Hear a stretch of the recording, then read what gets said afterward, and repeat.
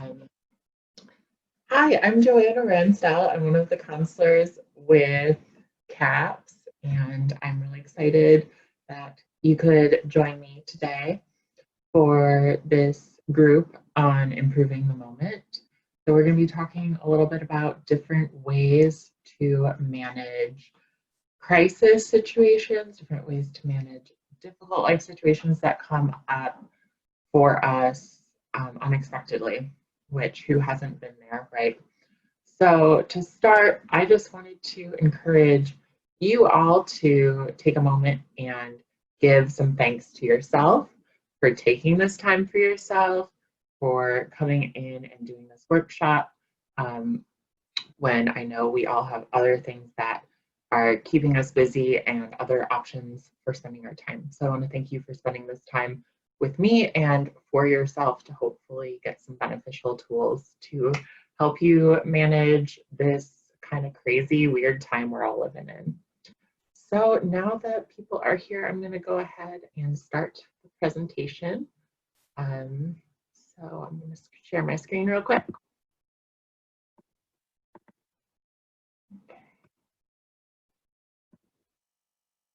And here we go. Ooh, that's not the right spot.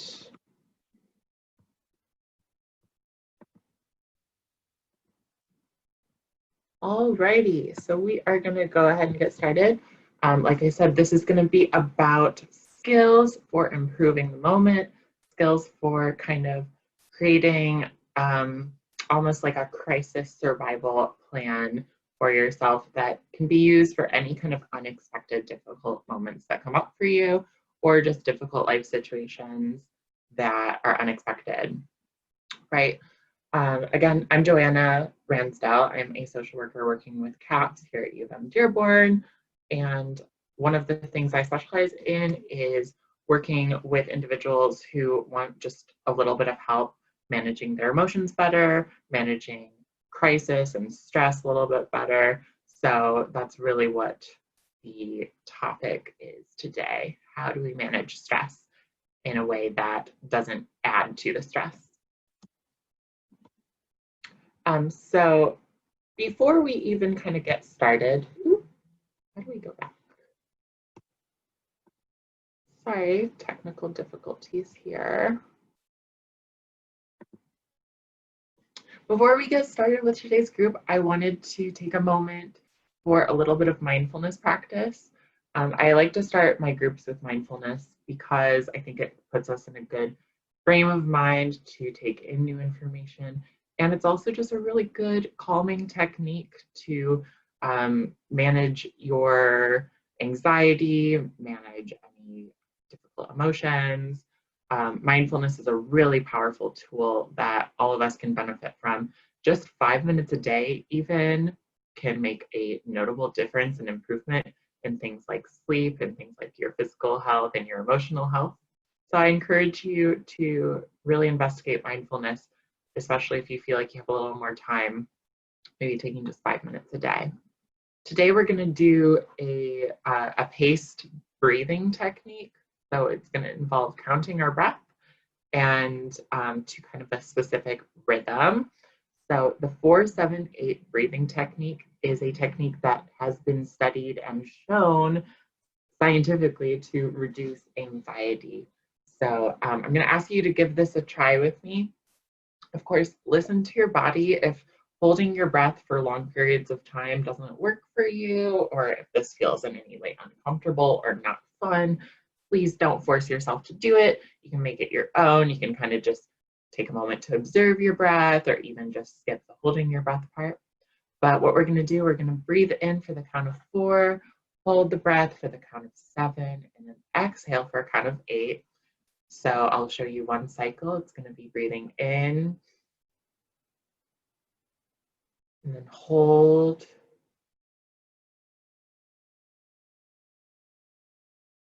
And then out.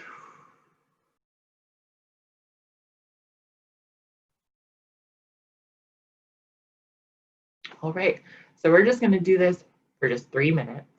So let's all take a moment to get our feet on the floor, get ourselves nice and rooted in the earth, sitting up with a straight back, but not stick straight, just kind of upright and aware, awake. You can close your eyes if that feels nice for you, or simply just lower your gaze, soften your gaze, take a moment and settle in. Notice the breath where it is now without trying to change it.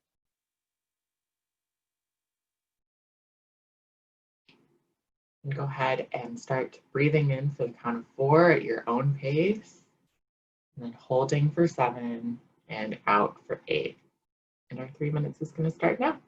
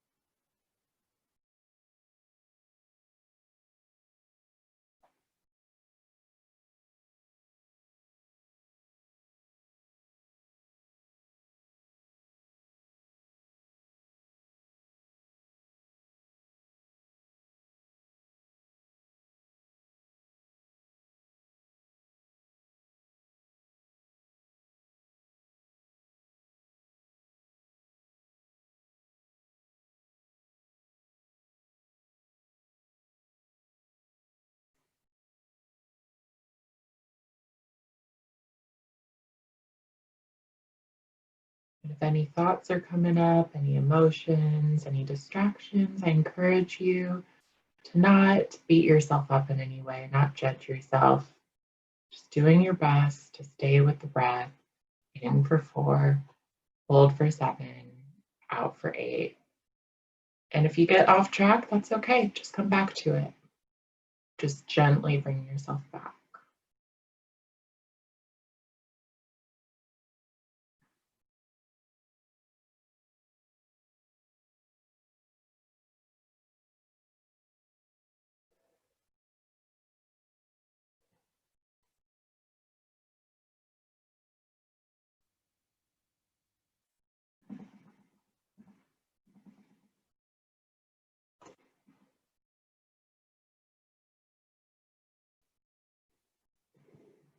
Last 30 seconds here.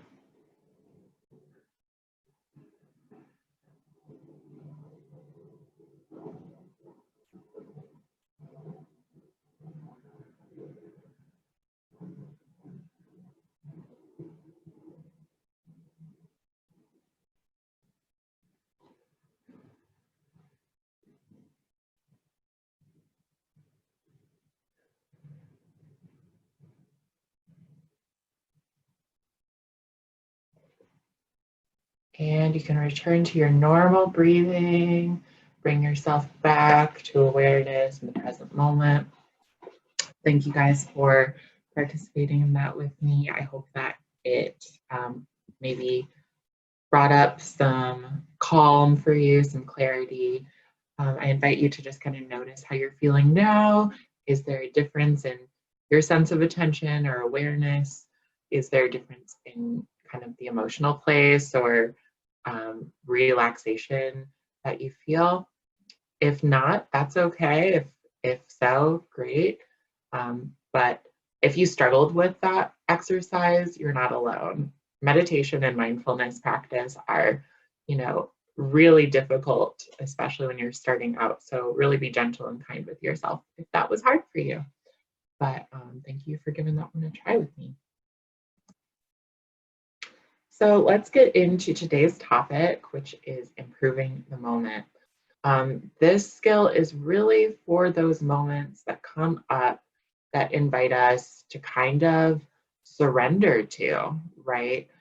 there are so many things in life that we cannot control, and things that come up for us that are just surprising and unpleasant and painful, right? No matter who you are, no matter how fortunate you are in your life, we all experience pain, we all experience difficult moments. So for those difficult, unexpected moments, I really like to remember the Serenity Prayer, which is on the screen right now. So I'll just read it for you. Grant me the serenity to accept the things I cannot change, the courage to change the things I can, and the wisdom to know the difference. Obviously, there's many things in life we can't change. Right now, we can't change the fact that we are in a global pandemic and that we are experiencing a huge sense of uncertainty and grief and loss and fear. It's just super, super profound in a way that I personally know I haven't experienced, and I'm sure many of you haven't experienced in your life before. We can't change that reality. But what we can change is how we respond, how we take care of ourselves, how we treat ourselves in times of difficulty. We can change how we get support, who we get support from. We can change how we cope, right? These are the things that are in our control, right? So we have to have the wisdom to know the difference. What are things I can change? What are things I can't? For those things that you can't change, sometimes we need to practice surrender and letting go and put our focus back on what is within our control. So that's what I'm hoping this group will do, will allow us to kind of see what is in our control. How do we manage this crisis that we're all in together? So we're going to be talking about improving the moment in the time of COVID-19, right? So again, we're exploring coping skills for unforeseen challenges that we cannot change. Definitely applies to the situation with the global pandemic. And I want to talk about how these skills, how these different skills we're going to be talking about can help us. They're not going to solve all of our life's problems. They're not going to change difficult situations, right? Sometimes we need to accept that difficult situations arise, and that's okay, right? Because that's part of life. But what can we do to improve even the difficult moments we're in? We can improve the moment by regulating our body and our brain chemistry. Our nervous systems sometimes respond in ways that they may be trying to help us, but are making situations worse. For instance, those of you who have maybe experienced a panic attack or just an intense moment of high anxiety know that our bodies and our brains can really just trigger us into kind of overload, right? And it's okay for us to feel anxiety right now, but there are things we can do for ourselves to kind of tamper that down when it gets to a level that's unmanageable. So hopefully some of these skills will help you with that piece of it, really leaning in and healing yourself in terms of your physical response to a crisis. Changing how we perceive pain and struggle, right? Pain and struggle, they're a part of life. So how do we start to maybe even welcome those experiences? How do we start to kind of change the ways in which we think about pain? Maybe there's some things we get from negative experiences. Maybe there's positives within them that we can also turn our attention to, and that can also change how we are responding to a crisis. Another really important aspect is changing how we perceive ourselves, right? If you view yourself as incapable, if you view yourself as insufficient for managing stress, you might have this feeling of like, I can't handle this, I'm not going to be able to get through this, versus this sucks, this is awful, this is not what I want, and I know that I have support, I know I have tools, and I know I have inner reserves that are going to help me right now. So changing how you see yourself and shifting the ways in which you're even just talking to yourself in your mind is really important. And of course, working towards acceptance and letting go might be the hardest part of this, right? But sometimes we have to radically accept the difficult moments in our life, right? And maybe you guys can even think of times in your life where you've had this to be true for yourself, or you found that accepting even difficult things that have happened to you has allowed for healing to take place and for you to even just change the way that you're dealing with a specific difficult situation. So as we're going through this, feel free to share in the Q&A if you want any reactions, any experiences this is bringing up for you. I'd love to hear any of your thoughts. I also want to encourage you all to grab a pen and a paper or just something to write with as we're going through, because I'm going to be asking you questions for reflection throughout this group. So as we get into the skills, I'm going to want you to kind of take an active role in applying these to yourself and figuring out how you can really practice this, these skills for yourself. So I saw somebody raise their hand. This is my first experience dealing with raising hand. So let me see here.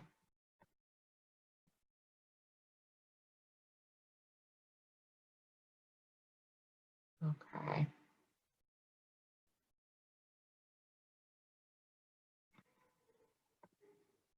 So yeah, if you have anything to add, please feel free to type it into the Q&A and send it over. I believe it just goes to me. So yeah, I encourage you share whatever you'd like. If you have any questions that go through this presentation, feel free to share those with me. Okay. So moving forward. So our skills are going to follow this acronym IMPROVE, a little bit easier to remember.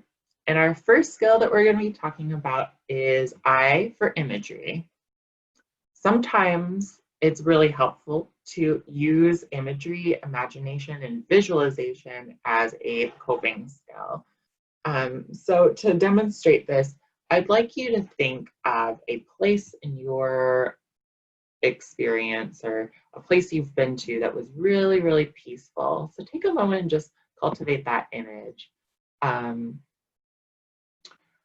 I do have a question really quick. Someone wanted to know if the breathing technique is helpful during a panic attack. I'm going to say yes. I'm going to say it can definitely be helpful for that situation, because part of a panic attack is you're having really shallow breath. So when you invite kind of a deeper, more kind of regulated breathing, you can change how your body's autonomic nervous system is responding, and therefore it can help reduce the impact of a panic attack. Really good question. Thanks for asking. So with imagery, again, I'm going to invite you, think about a place that you've been to that was just super peaceful. Maybe you went to summer camp, maybe you're really into nature, maybe that place for you is your own bedroom, maybe like a family vacation spot or memory you have. What's a time or a place that you've been to that brought peace, that brought calm, that brought feelings of joy to you? If you're struggling to think of a place in your own life, maybe thinking of just imagining a place in your own mind. What does a peaceful place look like to you?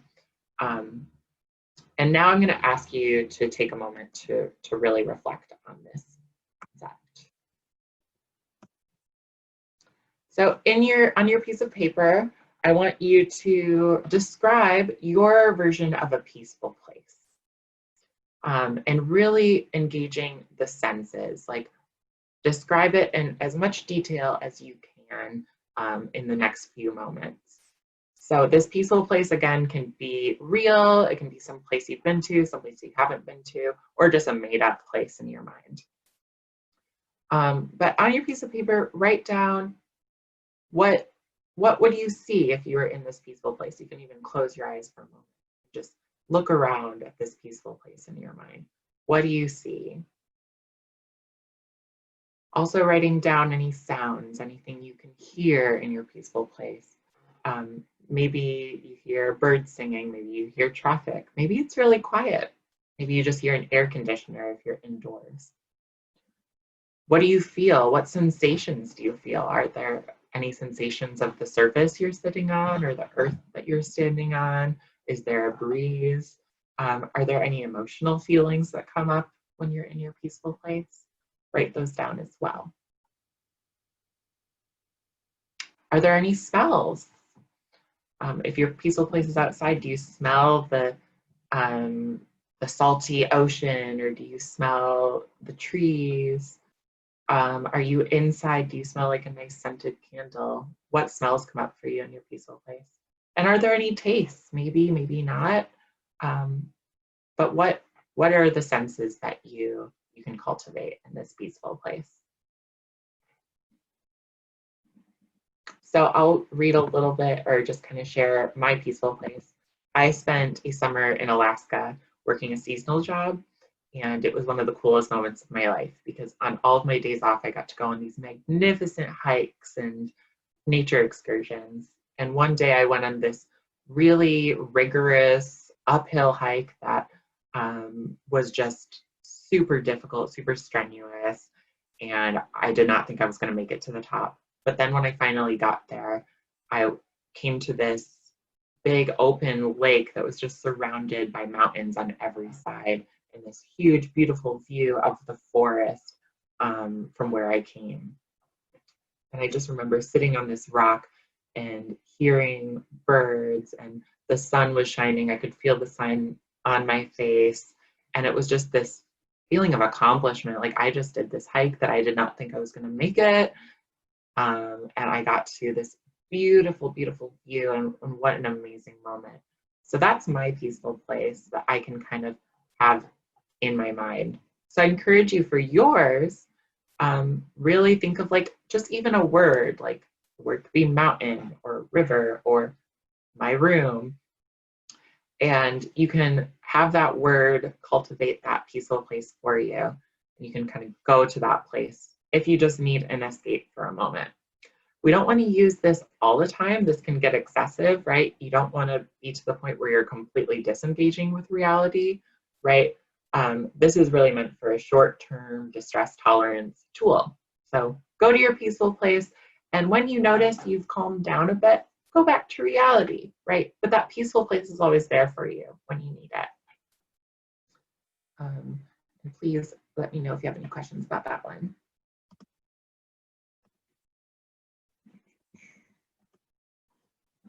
Our next skill is M for meaning.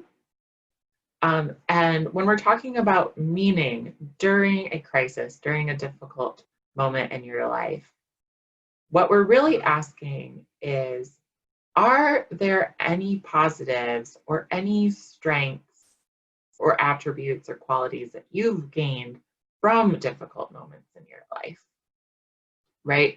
As much as unexpected pain and trauma and crisis can just derail us and have a negative impact, it can also at the same time be illuminating for us, build character, build strength and resilience, right?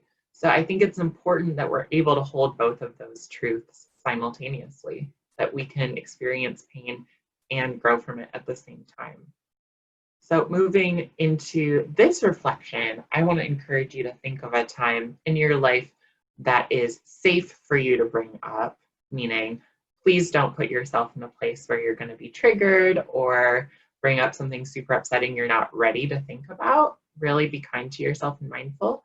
But if there's a safe kind of memory that was hard for you, that was an unexpected, difficult time, I invite you now to kind of bring up that moment in your life. What's something difficult that you've survived that you wouldn't mind just thinking about for a moment?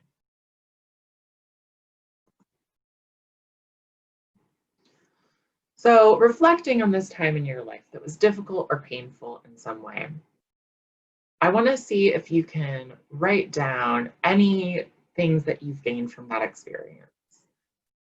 And this doesn't negate the difficulty of what you've been through. This isn't saying like you wish it happened or that it was good that it happened, but really being able to hold both, right? Holding the disappointment of that experience and seeing if you can identify some good things that have come from it.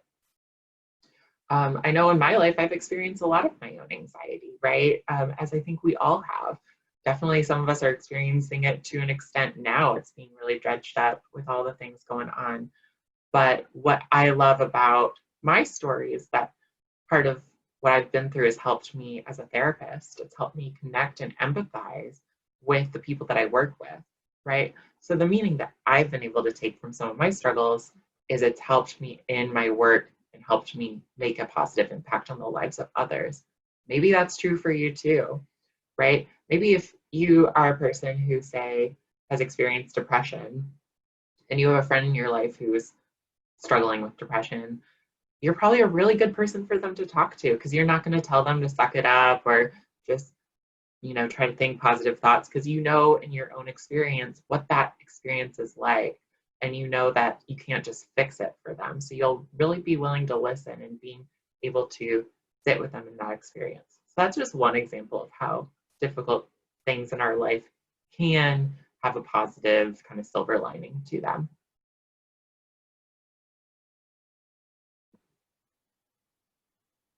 Oh, I don't know how to go back. There we go. All right, so P stands for prayer, and I really want to be intentional with how we talk about prayer in this group because, here at CAPS, we're not pushing or promoting any sort of specific religious belief system or practice, and prayer definitely has a religious connotation for many people, but I want to encourage all of us to try to expand our definition and thoughts around the word prayer. Is there a way we can think about prayer in a broader context that's inclusive of everyone, whether you're a person of faith or you're a person who is atheist or have a different belief system that doesn't include prayer, right? Prayer to me is really any sort of spiritual practice in which you are cultivating an awareness of being connected to something bigger than yourself, right? Whether you're religious or not, whether you or not you believe in a higher power, you can still feel connected to a larger ecosystem. What greater proof do we have of that than a global pandemic that's showing exactly how deeply and inextricably we're connected to each other, right? So prayer can really be acknowledging the fact that you're not alone, even when it feels that way, and drawing upon that inner knowing of connectedness. Prayer for some people might be taking a walk in nature. Prayer for some people might be going to church, right? I think it's different for everyone, but at the core of it, it's really that acknowledgement of connectedness to something other than yourself. So I really want to encourage us to kind of broaden our awareness and thoughts about that word. And if it's still a word that doesn't resonate with you, that's totally okay. You're free to take any of this information and say, I think that might work for me, but that one won't. So if prayer is not for you, totally, I bow to you and all of your thoughts and experiences on that. But still inviting you to reflect on this one, writing down maybe what prayer means to you. Are there any thoughts or feelings, positive or negative, that come up with this word for you? I invite you to kind of just write those down for a moment. And maybe some memories or thoughts about the word prayer. And then also, once you're finished with that part of it, writing down a positive wish for yourself, for someone else, and for the world. So those three. Positive wish for yourself, for someone else, and for the world. It does not have to be a religious prayer. It can be just a wish of kindness for those three categories. So take a moment and reflect on that.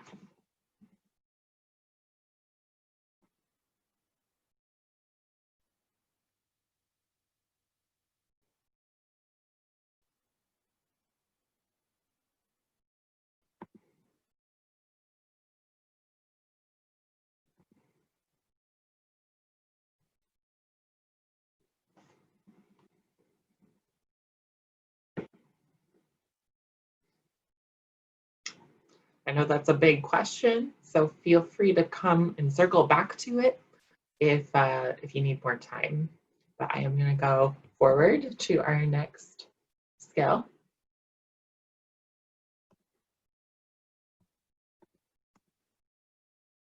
All right, so next we have R for relaxation. And to some people, this may seem like really obvious. Like, of course, relaxation can improve the moment, and that's a pretty broad term. But I think this is probably one of the hardest skills to really put into practice in a crisis situation, right? So a crisis being like a really difficult, unexpected, intensely powerful, painful experience. Our first instinct, is it to practice relaxation? I don't know about for you, it's definitely not where my mind normally goes. My mind normally will go to freak out mode. Let me read the news cycle of COVID-19 for the next 8 hours and just continually circle information and information, right? Of course, we're not being black and white. It's probably good to be aware of what's going on to some extent and, check in with a couple of trusted news sources even daily if that, fits in with your highest and best, 100% honoring that. At the same time, asking ourselves, right, are there moments I could take a break or bring a sense of relaxation to this constant state of anxiety that I feel myself in? And being able to say to yourself, I'm going to do a relaxation activity when I really don't feel like it and when my body is going into crisis mode, that's a really radical act of self-care to take that moment for yourself. And personally, I'm thinking for many of us, it's going to require some intention and some time. If you're really in a state of high anxiety, high stress, relaxation might take some time to really sink in and have an effect. So it might not be a 5-minute bath, it might be a 30 or 40-minute bath that you need to take. But I think that can be really worth it and can be a really radical act of self-care in a crisis. So I'm hoping that all of us are able to identify some things we like to do to relax. So for this reflection, I'm going to encourage you to make a list right now of just 5 activities or things you find relaxing. No rules to this, guys, because we're all different. Some people might find baking relaxing. Some people might think that's a really stressful activity, right? Is it watching a movie? Is it petting your cat? Is it going for a walk? What are 5 things that you find relaxing? And I would love it if anyone wants to share, type it in the Q&A and I will read those ideas aloud without saying any names. But what are some things you find relaxing? Make your own little list here. Being intentional, right? Being intentional about picking things that truly bring about that sense of calm and that sense of just, right? I really like doing art, but I wouldn't necessarily put that on my relaxation activities, nor would I put like board games, because I like playing board games, but I'm also a very competitive person. So it doesn't, as my coworkers know, so it doesn't really relax me. It kind of actually hypes me up to do those things. And art, I can tend to be a little bit self-critical with. So my relaxation activities are more like taking a walk, taking a bath, petting my cat, putting on some soothing music, doing like a chakra meditation, stuff like that. We have a comment here. One person wrote walking to the lake that's near me. I totally agree. Nature is super relaxing and super cool that you live near a lake. I am jealous. That's awesome. That's a great example. So once you've made your list, I'm going to encourage you. This is a bonus, that little bonus challenge. Pick one thing from your list and set an intention to do it tonight. Right? Like that's probably the best homework you'll ever get. Like do something really fun and relaxing for yourself. So I'm going to encourage you to maybe set an intention for yourself if that feels good for you.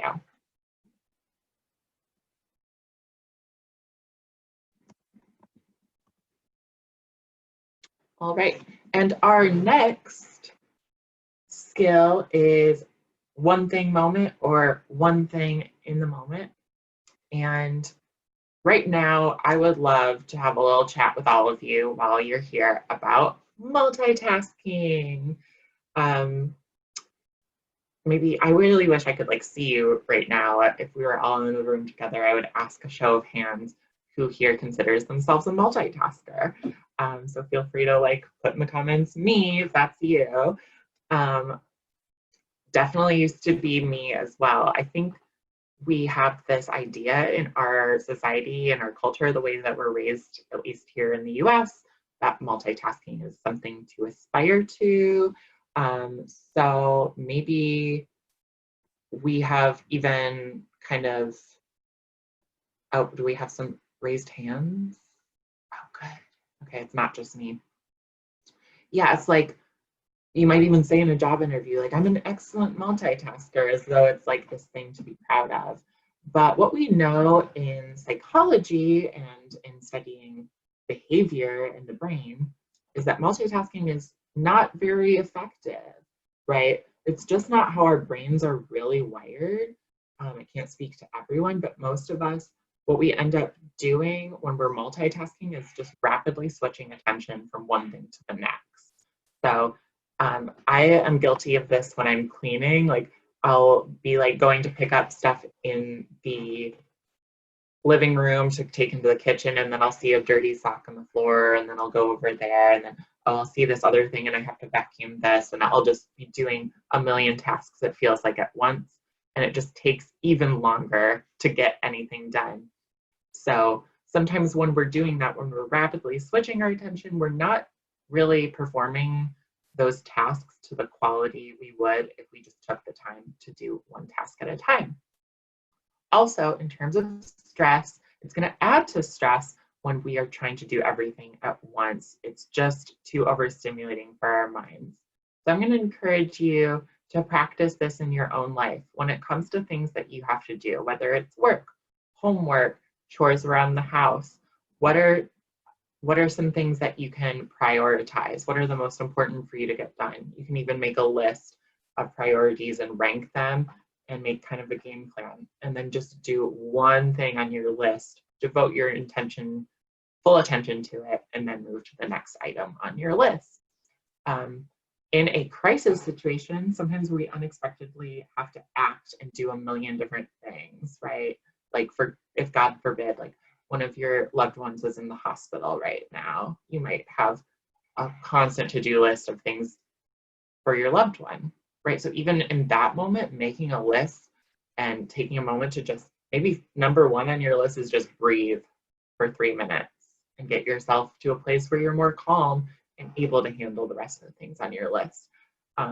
Don't feel bad about even doing that for yourself, taking a moment to relax, putting that on your list, because that can help us just be in a better frame of mind to deal with the rest of the crisis. But do one thing at a time. It's a new way of doing things, but it's more mindful and it's usually more effective.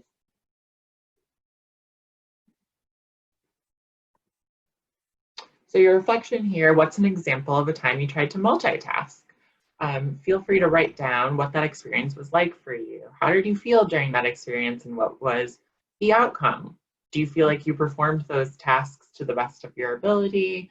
Do you feel like things didn't get done that maybe you wanted to or you intended to? And then think of one thing you can devote at least 5 minutes to in the next week. Maybe taking a walk without your phone, just doing the dishes, 5 minutes of breathing, like the breathing exercise, you could set a timer for 5 minutes and just do that. What's one thing that you could just devote 5 minutes to? And I would like to encourage you and invite you to set an intention to do that thing in the next week. Maybe even daily, this would be a good practice for you. If you're someone who really likes to multitask, start to train your mind to think of it in a different way and just see if it changes how you feel. We're moving on to V, and V is for vacation. And I know some of you might be thinking like, I can't really take a vacation now, I'm stuck in my house. And I want to challenge or push you to think of the word vacation also in a bit of a broader context. What does vacation really mean to you? Does vacation have to be flying off to Hawaii for a tropical vacation, right? Maybe vacation to you means giving yourself that full lunch break to turn off electronics and make yourself a nice, delicious lunch, sit on the couch with your dog, and then go outside for a moment. Maybe that's vacation to you.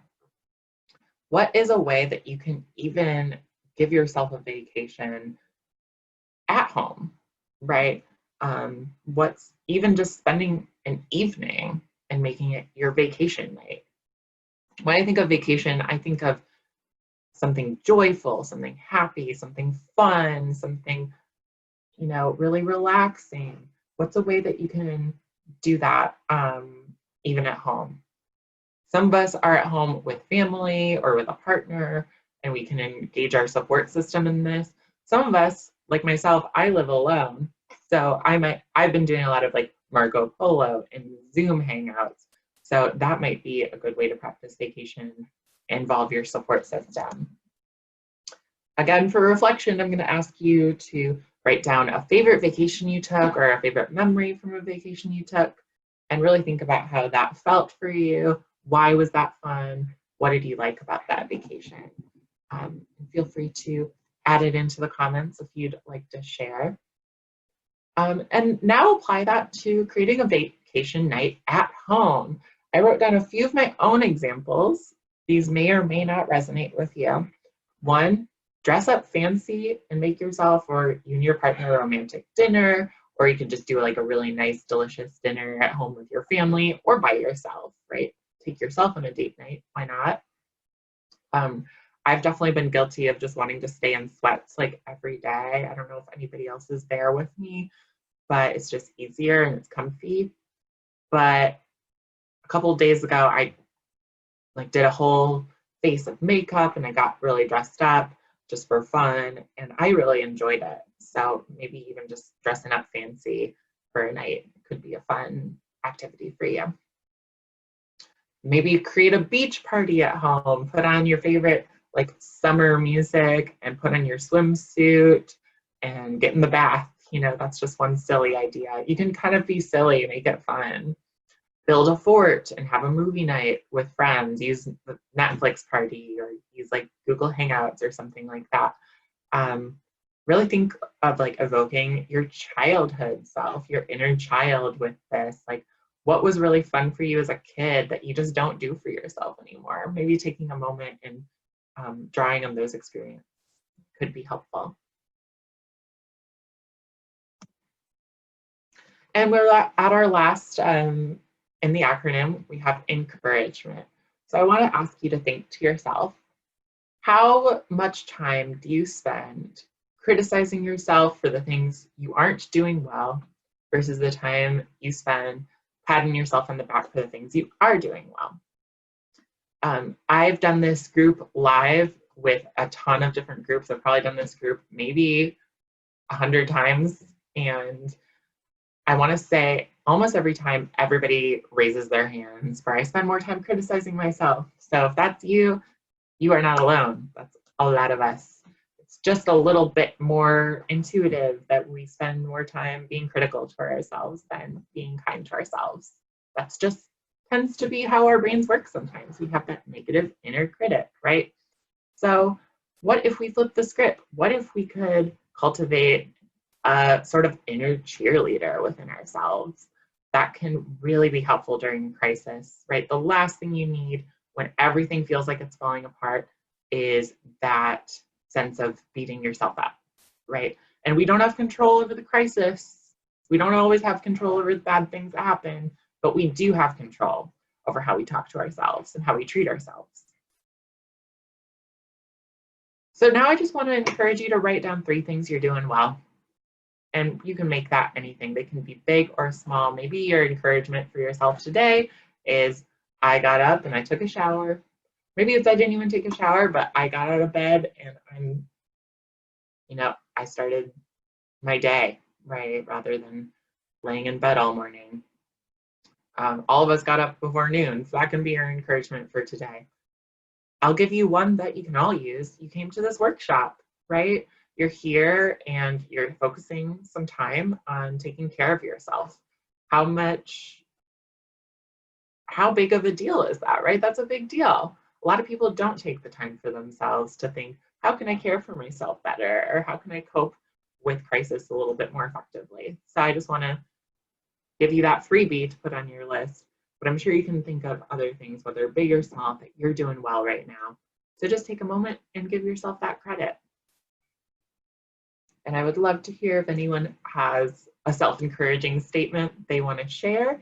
And I would be happy to read that to the group and keep your name anonymous. So if anyone would like to write that down in the Q&A, please feel free to do so.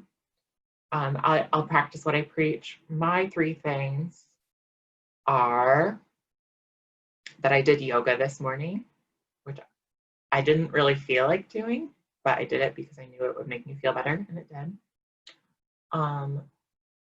My next one is that I took the time to get dressed in an outfit that makes me feel good. And my last one is that I made myself a really nice dinner last night that I'm really looking forward to having leftovers today. So I'm glad that I took the effort to do that for myself. So those are mine. All right, let's see if I can move my picture here. Your Improve the Moment Challenge. If I didn't give you enough to think about and write down, I'm going to give you one more challenge before we end today. So I'm going to ask you to practice Improve the Moment for yourself in the next week.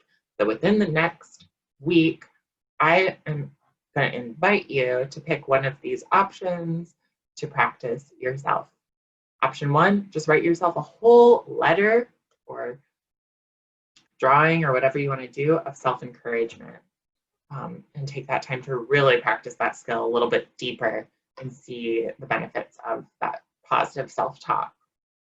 Option 2 is really put into practice that brief vacation. Do that vacation night for yourself, make it your own. It does not have to be one of my ideas I suggested. Option 3 is to do a guided imagery meditation. If you struggle to just think of a peaceful place on your own today, guided imagery meditations are free a lot of the time on YouTube. I recommend Honest Guys. They are a wonderful channel that does a lot of guided imagery stuff. So go on YouTube, check those out. Option 4 is your own idea. Maybe you want to practice one thing in the moment for the next week. Maybe you want to practice relaxation like on a regular basis.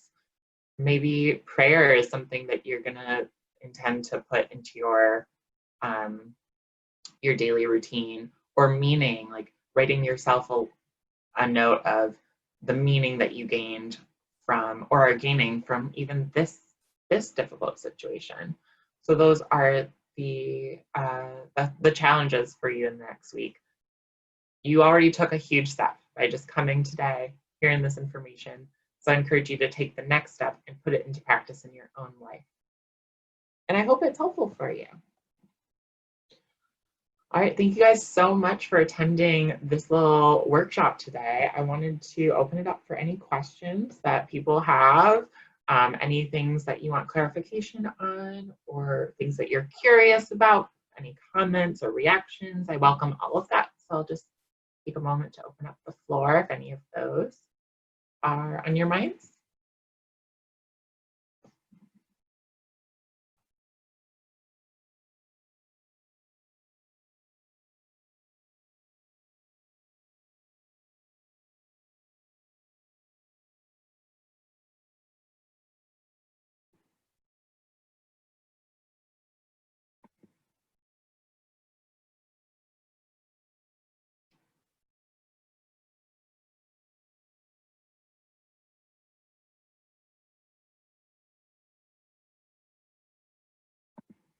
All right, so I'm not seeing any specific questions come through, but, oh, or do I? Okay, yes, thank you for the reminder about getting support. So please, if you are needing extra support right now or want extra resources or information, know that we at CAPS are here for you. So you can email us at UM-Dearborn CAPS, CAPS, at umich.edu for any information that you'd like or any kind of support or services you need if you'd like counseling or are concerned about anything. We're here for you. You're also welcome to email, you know, I wouldn't mind if you emailed me and asked me a question about it. My email is jransdell, so without the last L, JRANSDEL at umich.edu. You can send me an email as well. I'd be happy to give you some info. Thank you all for coming, and I hope to see you next week for our next workshop, or for my next workshop. There's going to be another really great one happening tomorrow at 11, so tune in for that as well. Thank you guys. Have a wonderful day.